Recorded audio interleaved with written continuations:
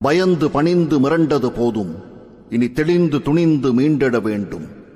மழலை மனம் மாறாத உன்னை வன்புணர வருவோனாயின் மாற வேண்டியது அவனே.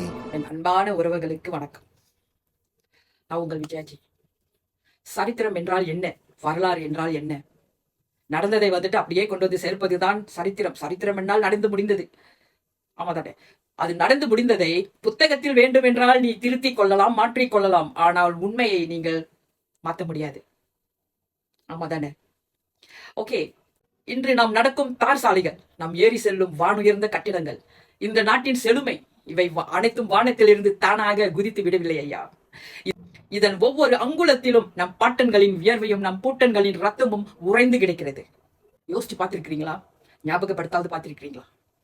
பல தசாப்தங்களுக்கு முன்பு வெறும் கைகளோடு இந்த மண்ணிற்கு வந்த நம் முன்னோர்கள் வெறும் தொழிலாளிகள் அல்ல. அவர்கள் இந்நாட்டின் பொருளாதார போர் வீரர்கள்.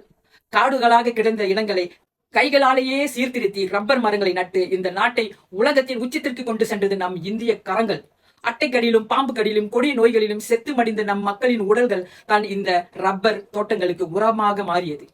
ரயில் தண்டவாளங்களை அமைப்பதற்காக வெயிலும் மழையிலும் தன் முதுகை வில்லாக வளைத்து உழைத்தவர்கள் நாம்.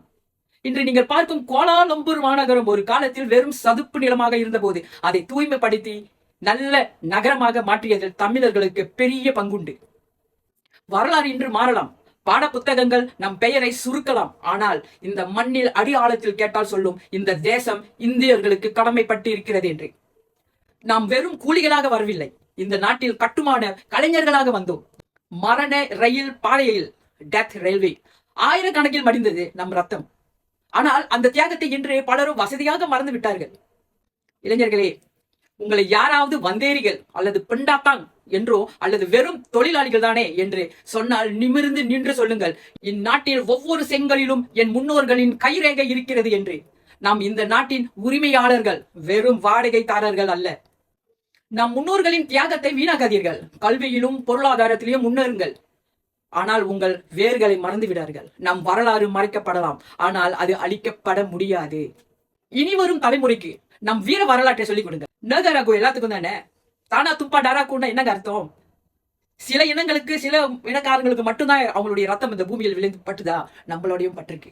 நம்ம முன்னோர்களோட அதிக ரத்தம் இந்த பூமியில் விளைஞ்சிருக்கு. தலை நிமிர்ந்து சொல்லுங்கள், இது நம் மண், இது நம் நாடு, இது நம் உழைப்பால் உருவான பொன்னாடு. மலேசியா எங்கள் நாடு. உனக்கு யார் உன்னை சொல்கிறார்களோ நீ வந்துட்டு பிண்டாத்தாங் என்று நீ சொல். நான் பிண்டாத்தாங் என்றால் நீயும் பிண்டாத்தாங் தான்.